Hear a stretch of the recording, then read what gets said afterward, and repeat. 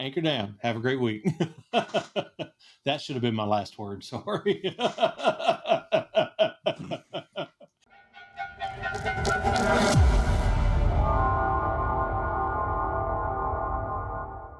Hey there, welcome back, sports fans. It's March Madness week. It has finally come, and we received an incredible appetizer this weekend with the SEC tournament. Oh, Phenomenal absolutely. basketball.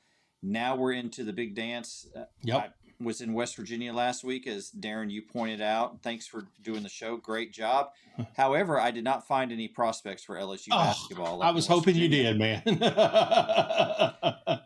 We pulled into my in-laws' driveway, and there were 5 deer just standing in the driveway waiting for us.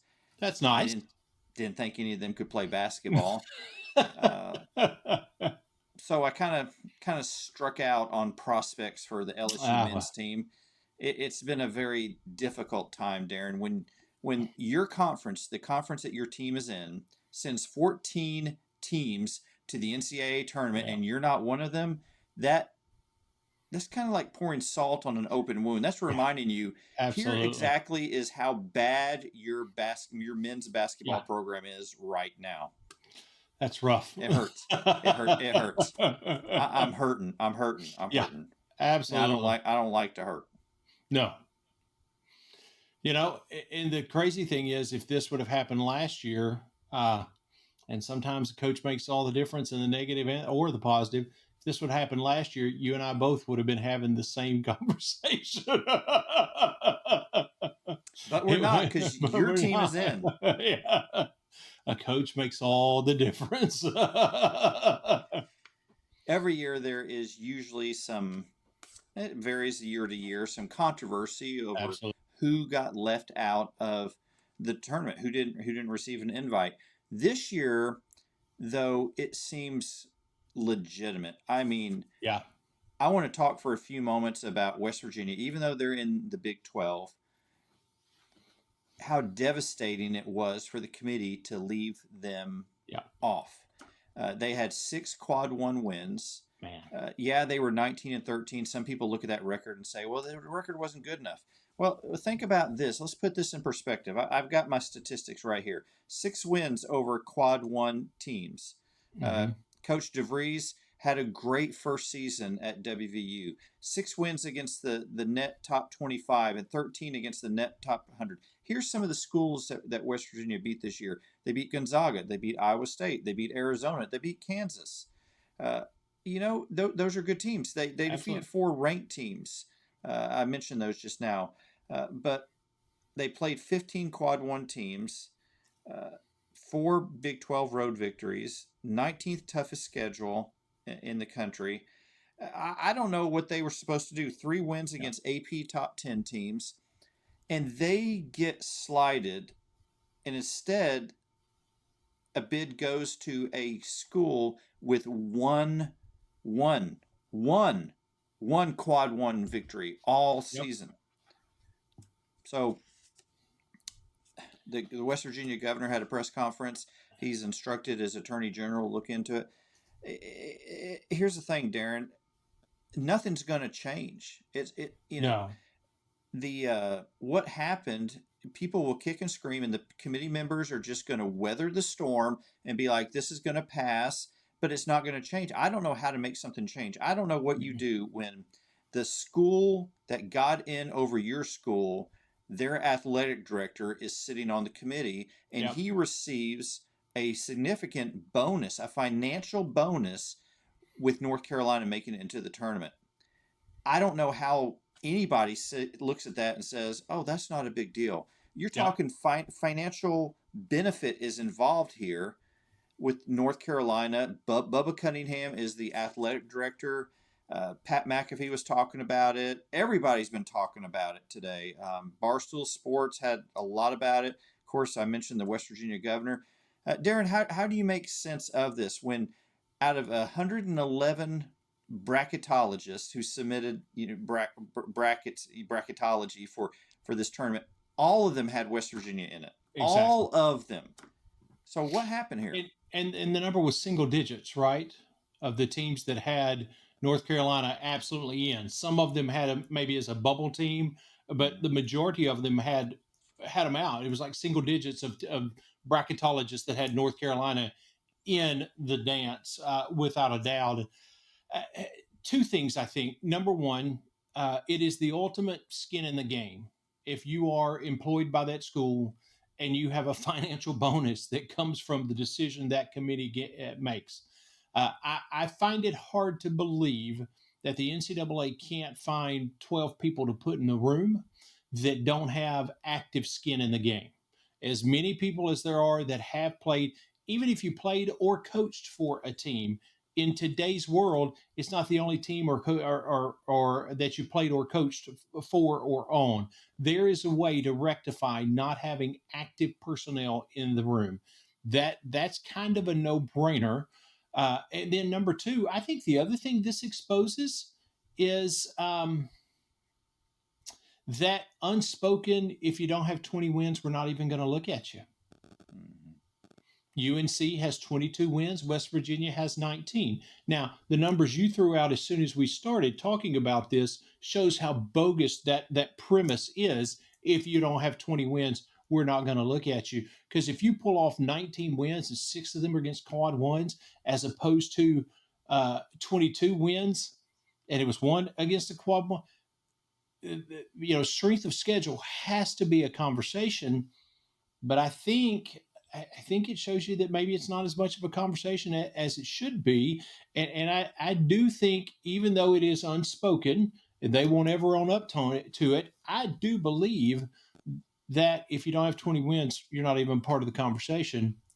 I think that absolutely is there. Yeah, if that is the deciding factor, you have to reach the 20 win threshold, then just put it out there. Exactly. Just put it out there. So Exactly. let us know where the bar is, Yep. but they don't. Instead, and Bubba Cunningham is not the only athletic director on the committee, on the selection committee. He Right. is the chairperson, and he said he was not in the room when the decision was made. But come on, I was to athletic say directors, your fellow athletic directors, exactly. um, other athletic directors on the committee: Minnesota, Alabama, uh, the Sun Belt Commissioner, Georgetown, Sanford, the Big Sky Commissioner, the Temple, Manhattan, the West Coast Conference Commissioner, Abilene Christian, Oklahoma State. Like you said, Darren, we can't find 12 people who aren't Exactly. athletic directors at schools. I mean, you could go for alumni, former coaches. I mean, for that matter, with some of the guys that what they bring to the game, you could go with broadcasters and former broadcast. I mean, it is the most bogus premise imaginable to say these are the best 12 we could put in the room.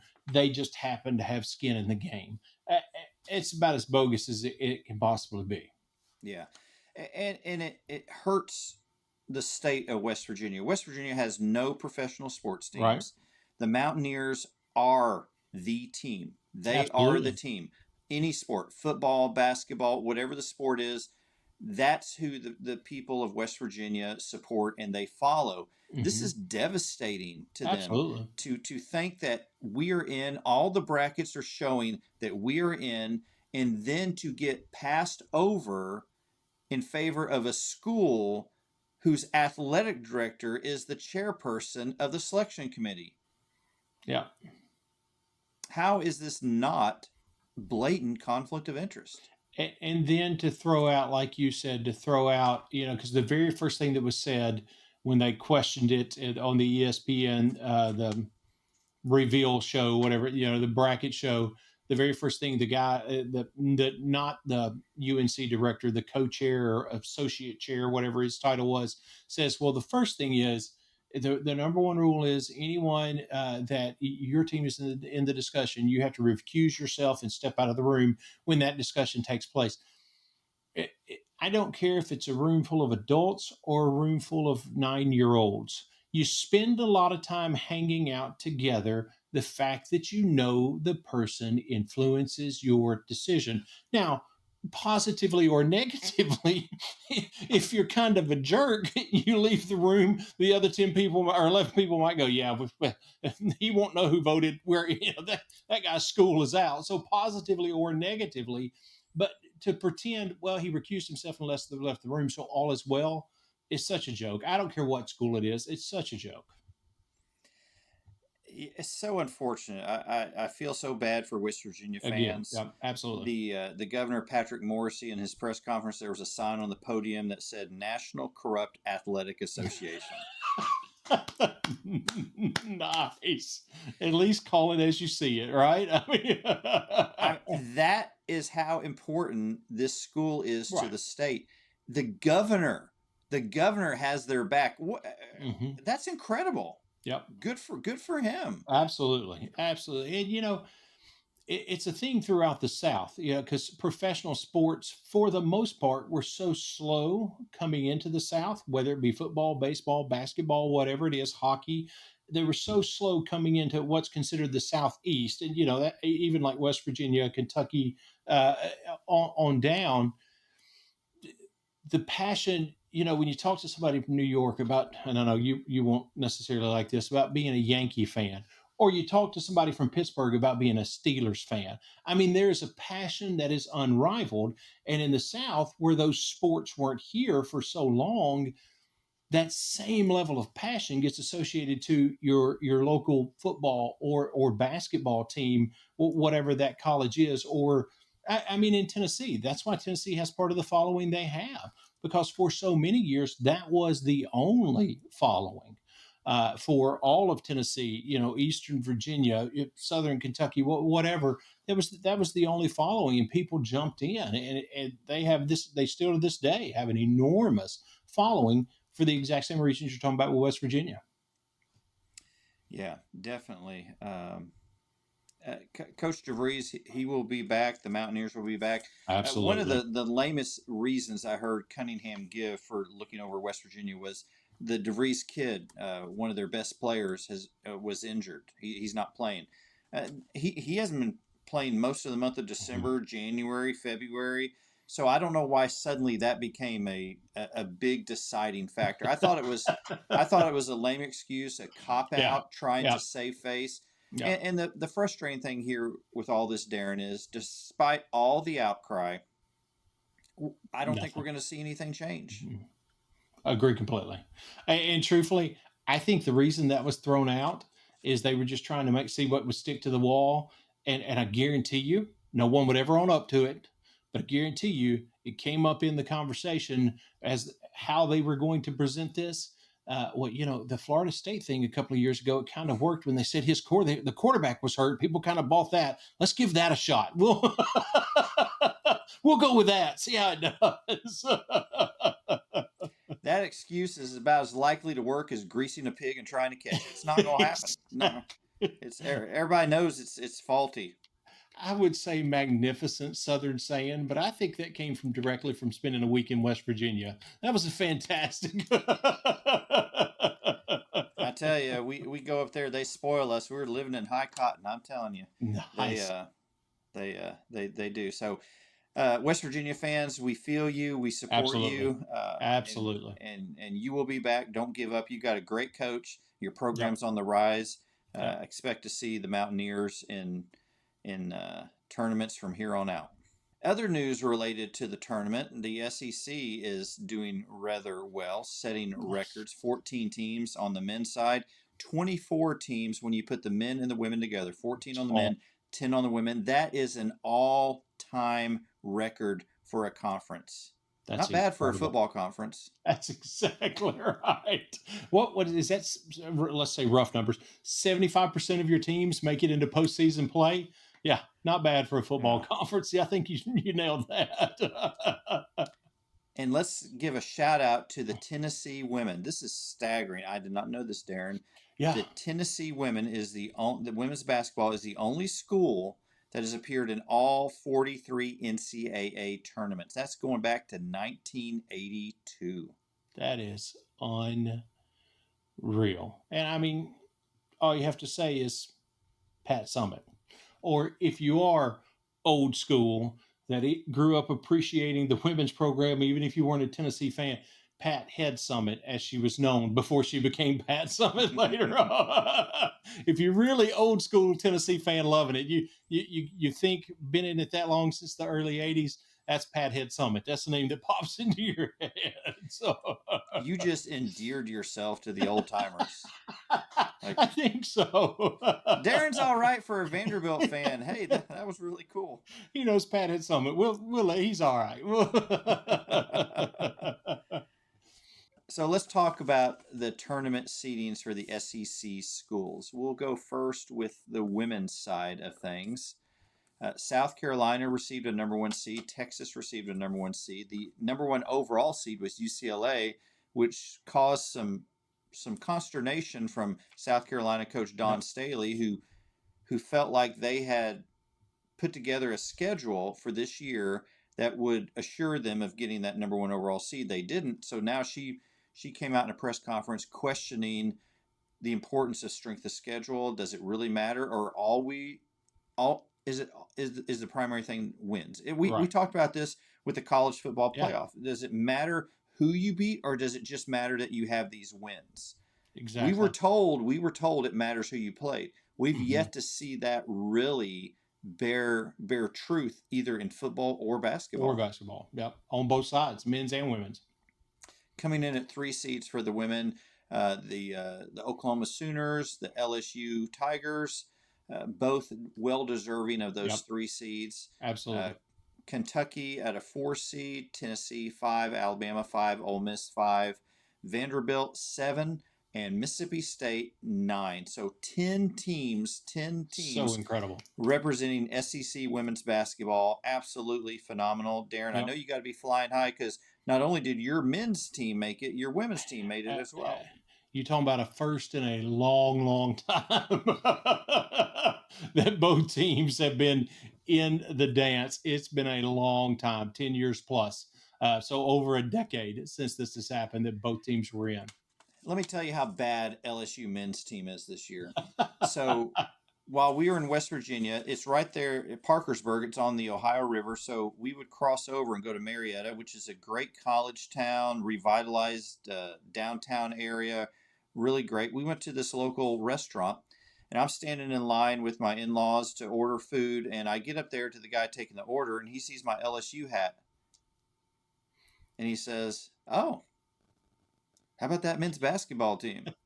Oh, that was the first thing he said. I thought, well, he specifically mentioned Mississippi State because they had just beaten LSU by 20. Yeah. And I thought, there are other places to eat in this town. That's exactly right. But then we talked for a little bit, and he lived years ago in Starkville for a time, so that's why he brought that up. And so that makes sense. So all was forgiven. So it really wouldn't have helped if you'd have said, "How about that West Virginia football team without Rich Rod?" Oh, anyway. I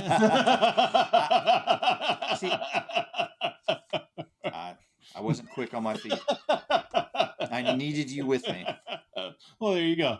Next time, just for backup, I'm headed to West Virginia with you. Q Country Roads. Here we come. Right. Exactly. Let's move over to the men's brackets where we're going to spend most of our time. We will be keeping updated on the women's tournament, but we're going to pick all the SEC men's games. So we have Auburn, the number one overall seed in the South region. So when you look at the picks, Darren and I, we both made these. We both have Auburn advancing. We have them advancing out of their region, in fact. So we both have them with a big matchup. That's Sweet 16, isn't it, against A&M? Yes. I'm not good at math. So I'm having to do 16. The math by columns, exactly. Yeah, so that would be Sweet 16 against A&M. Also in that region, we have Ole Miss. Will be facing the winner of the play-in game between San Diego State and North Carolina. It's just hard to say. I never had bad feelings toward North Carolina. I mean, that's where Michael Jordan played basketball. Exactly. So does since it's deciding who's going to play Ole Miss, let's talk about it for just a moment.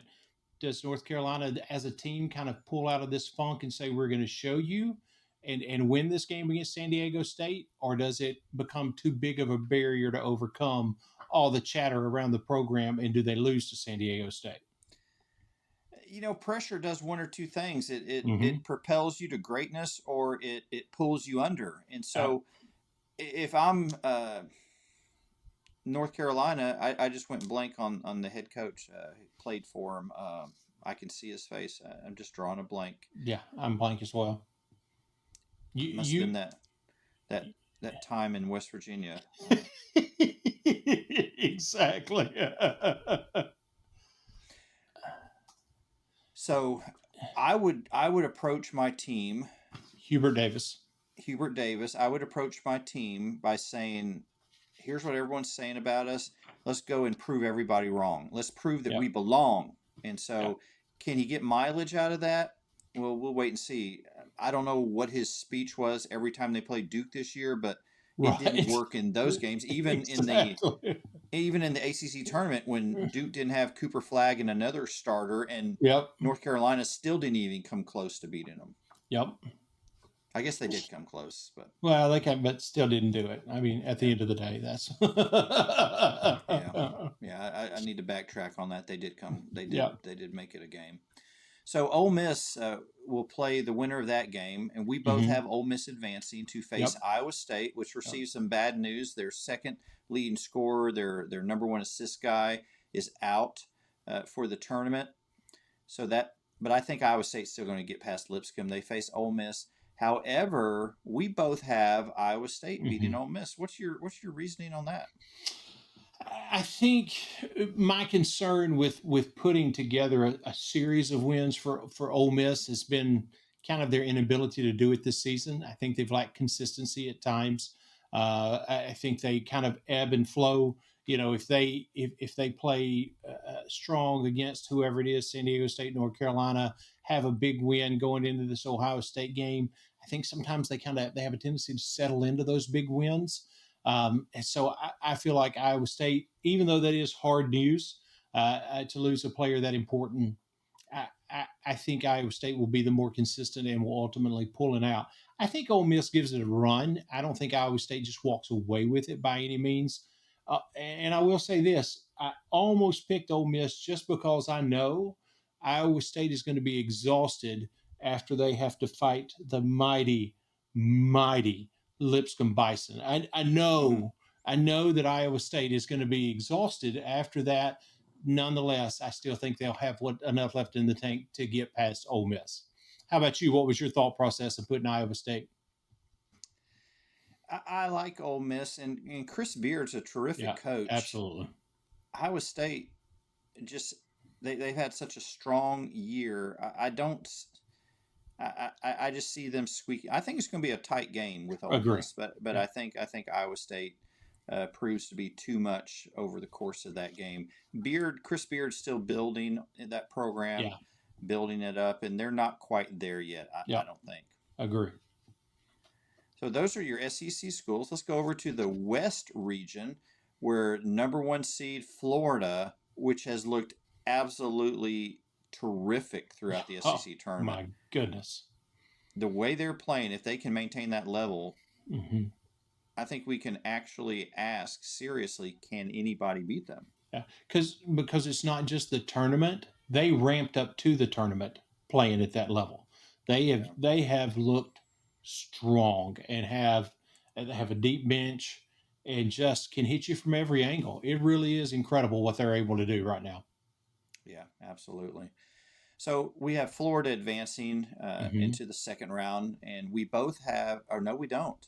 I have No Oklahoma beating UConn, which 8 and 9 game. Those are really kind of toss up. You, toss you ups. just you just don't know. You have UConn beating the Sooners, Yep, but we both have Florida emerging from the second round advancing. game Yeah, victorious, going to the Sweet 16. yeah.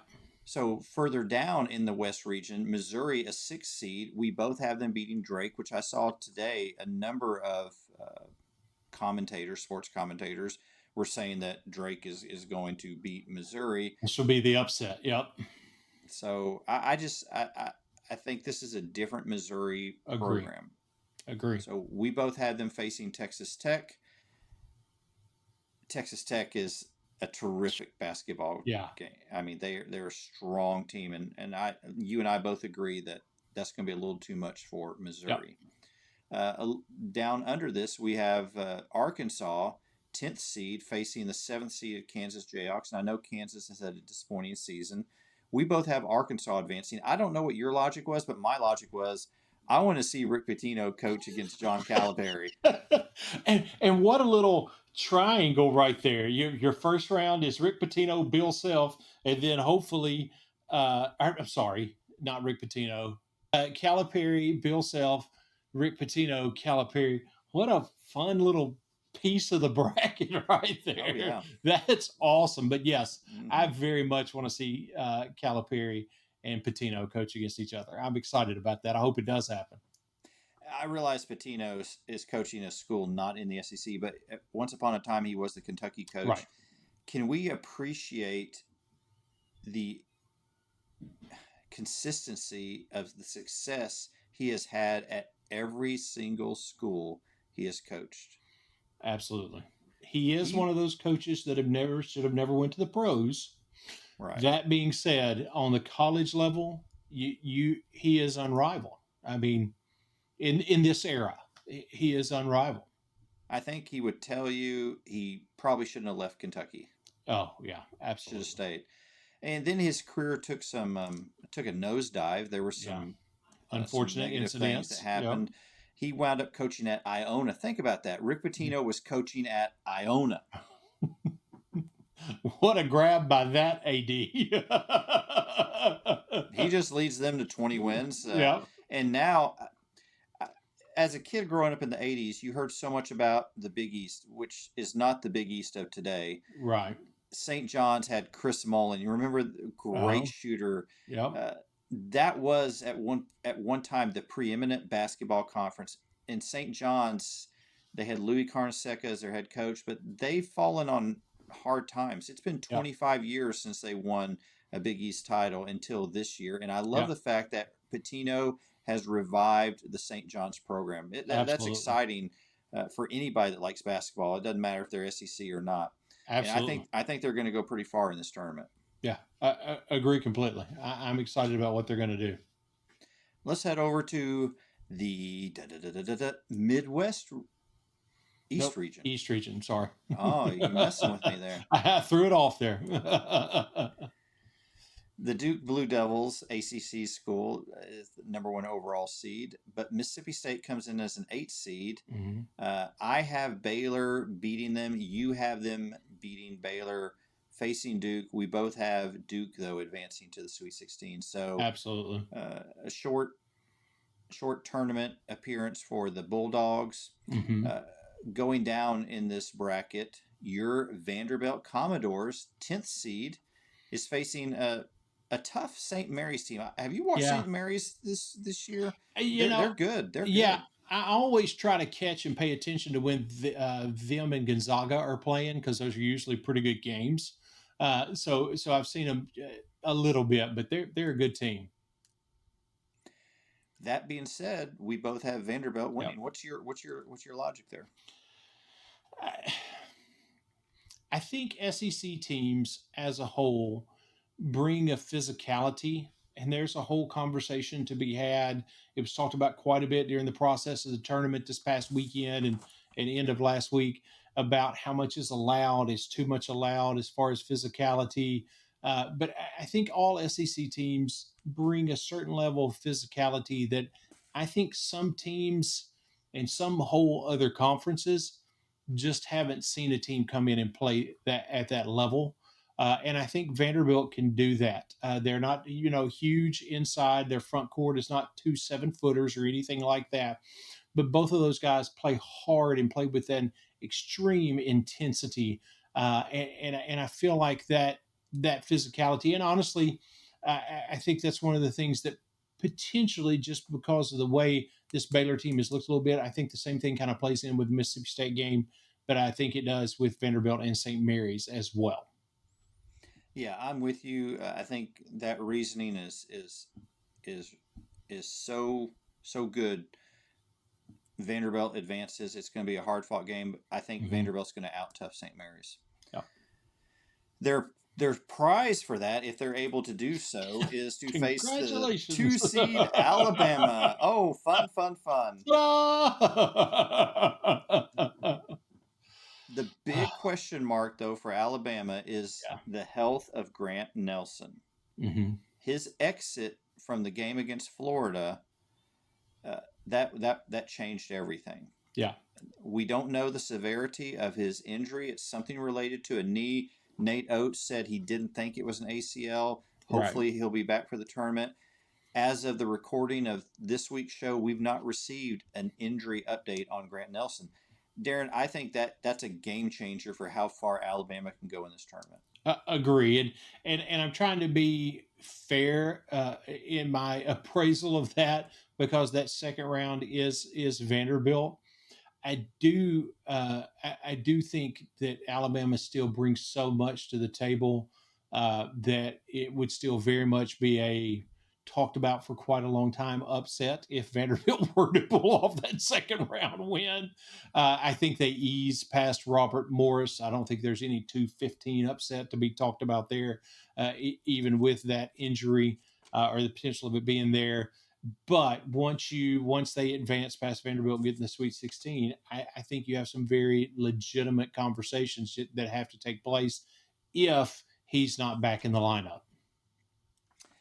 Speaking of upsets, Darren, Vanderbilt did upset Alabama in football, so why not basketball? You know what?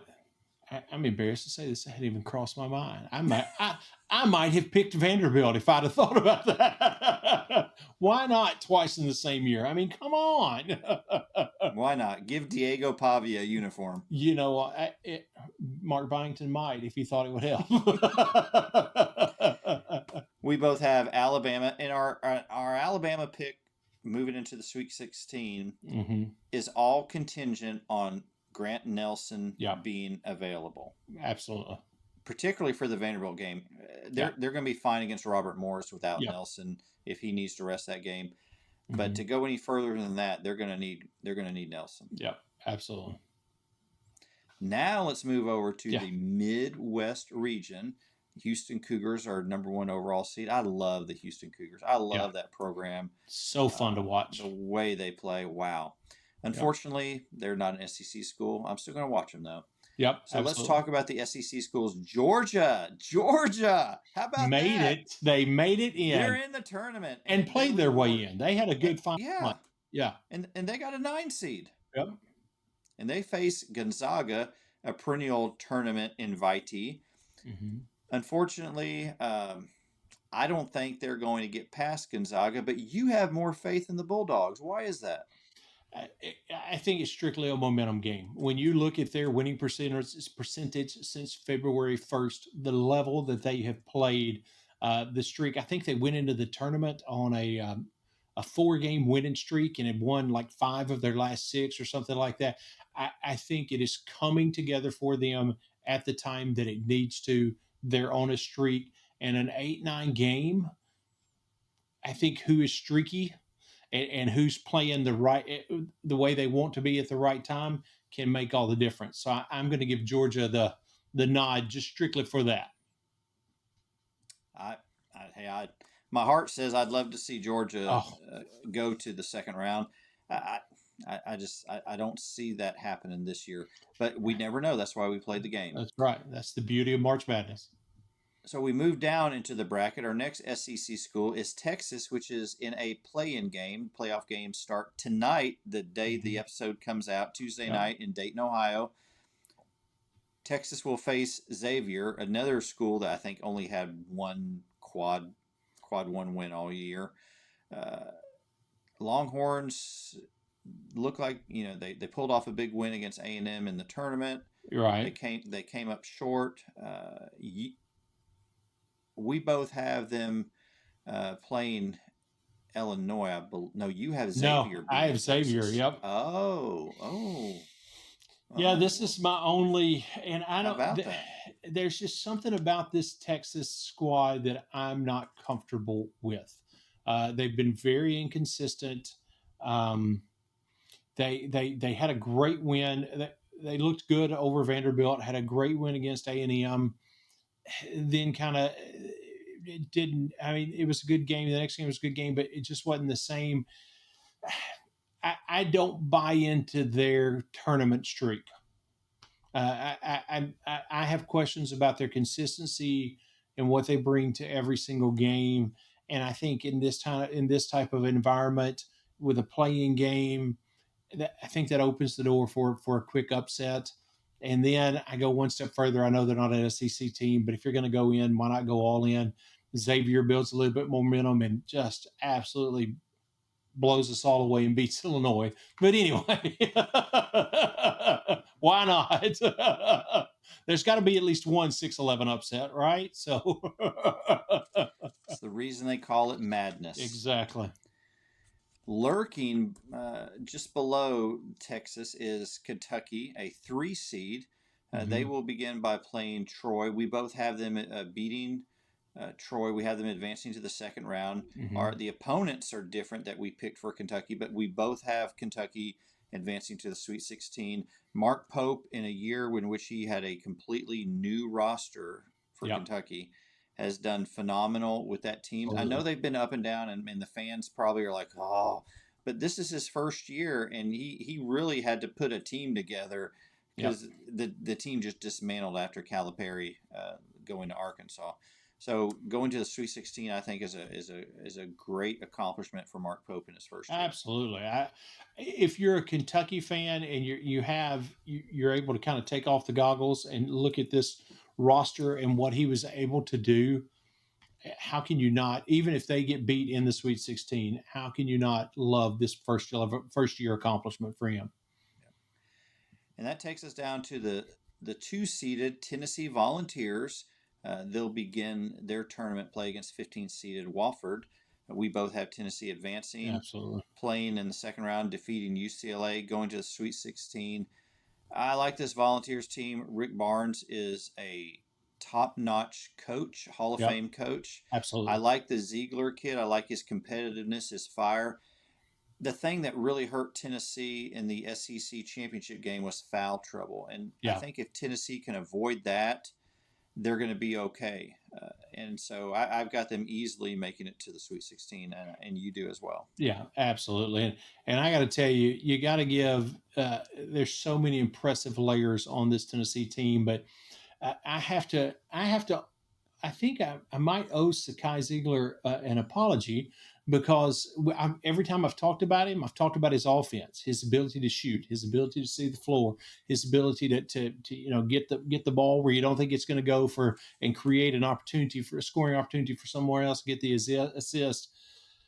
His defense is just equally ridiculous. I think all of the conference will be glad when that dude graduates on both sides of the floor.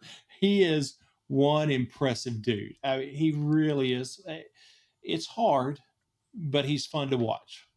Yeah, he is. Yep. I've heard some grumbling from Tennessee fans about Rick Barnes that, oh, he wins a lot of games, but we never win anything big. Uh, y'all remember that song, Don't Know What You Got Till It's Gone? Exactly. You've got a great coach. Yep. Celebrate that. Yep. Celebrate that because it's hard to find great coaches. Absolutely.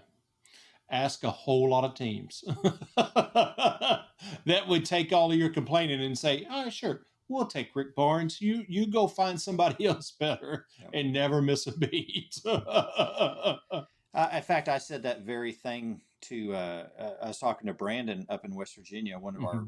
one of our listeners, huge Tennessee fan, and he was going down that road, and I said, I as an LSU fan, where our men's basketball team is right now, I'd take Rick Barnes in a heartbeat. Yeah, absolutely. Oh, the last 7, 8 years of Vanderbilt, it would have been a no brainer. It would have been. So we're thinking about Rick Barnes. You wouldn't have been able to finish his last name. Okay, Yep. I'm in. Yeah.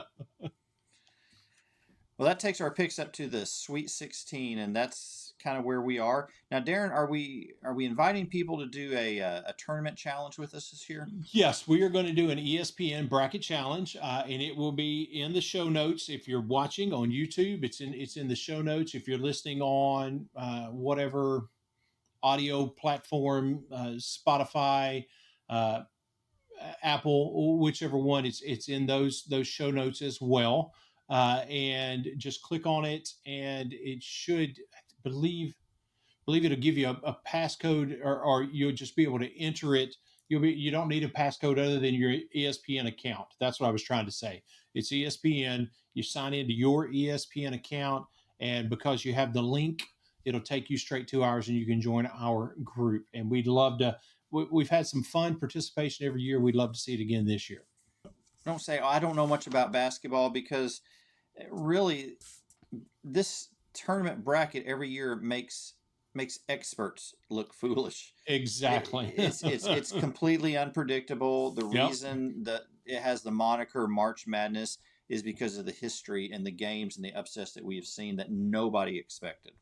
Absolutely. And if you pick because you like the mascot, if you pick because you do it alphabet, whatever, it's not any worse than any other reason if somebody that loves basketball has, because it's March Madness, and it doesn't matter what picks you make. At some point, you'll be a part of a conversation where, yeah, that's when my bracket was blown up. So just join the crowd. It does. just jump on in with us. What is that? Oh, brother, where art thou? Come on in. The water's fine. And you can join us in a support group, the Brew and Shavers support group, for those who beat themselves up over the picks that they made when they. What was I think? Why did I pick that team? Why would I that? do What was I that? thinking? Exactly. It should have been obvious. So it's going to be a great week of basketball. Hope you enjoy all the games. Take them all in. Men's basketball, women's basketball. We'll stay up to date on both of those tournaments. Yep. We'd love you to join our tournament bracket challenge. We'd also love for you to hit that subscribe button. It means a lot when you subscribe, Absolutely. when you watch the show, when you hit that like button, when you tell other people about the show. We appreciate that so very much. So, Darren, you want the last word tonight?